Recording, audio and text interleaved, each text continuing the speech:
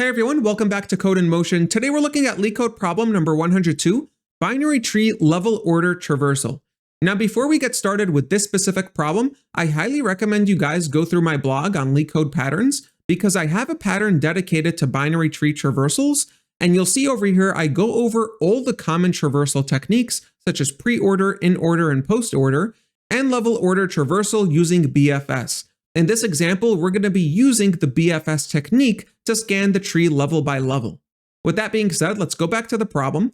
So we're given the root of a binary tree, and we need to return back the level order traversal going from left to right, level by level. So if we look at this example, we need to return back 3, then 9 and 20, and then finally 15 and 7. So let's take a look at a tree, and let's see how we could scan this tree level by level.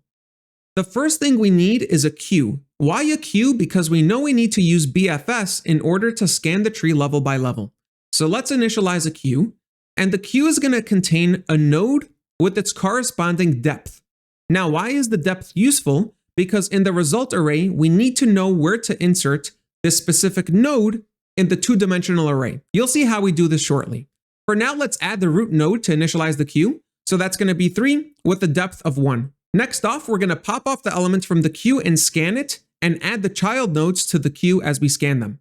So in this case, we take out 3, and we know that the depth of 3 is 1. Now, if we look at our result array on the top, we notice that it's an empty list. So in this case, I have a depth of 1, which means I need to add node 3 to the 0th index list in the result. But there isn't a 0 index list, right? The list is empty.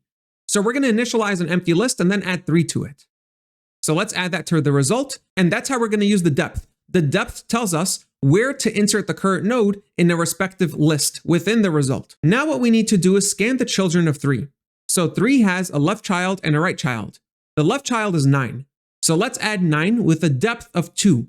How did we get 2? Well, we know the child has a depth of the current depth plus 1. Now we need to do the same thing for node 20. So we're going to add 20 and 2. Now we do the same exact thing over and over again. We pop off the next element from the queue, and we scan that element. So in this case, we take 9 with a depth of 2. Now, what do we need to do? The result array has a length of 1, but we're talking about depth of 2. So we need a second list in there. So let's create a second list and add the node 9 over there. So now we have 3 and 9. Now node 9 has a left child, so we need to add that child to the queue. So let's add 5 with the depth of 3. In this case, 9 has no right child, so we don't add anything to the queue. We skip the null items. Now let's scan node 20. That's the next node.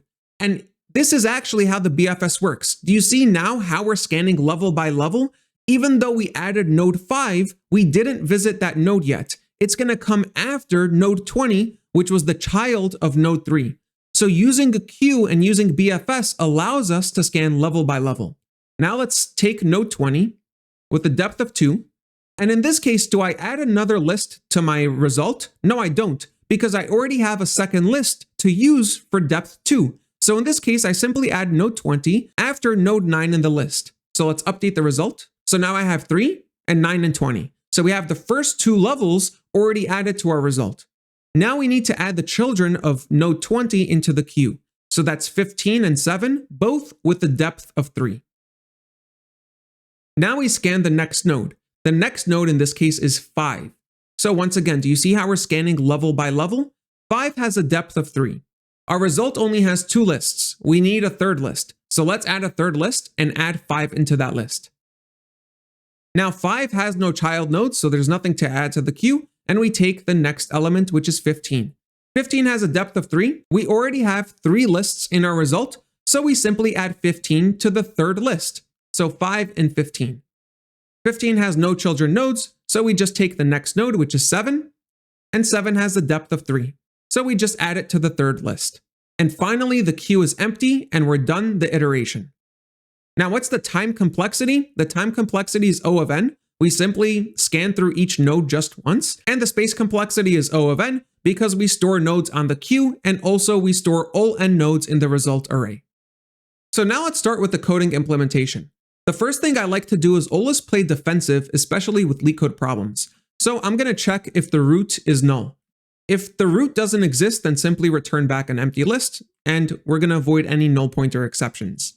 Now I'm going to initialize my result array, and I'm also going to initialize a double-ended queue in Python. So that's called a deq. We can use the deq library over here to initialize a queue and be able to pop left and append in O of 1 time.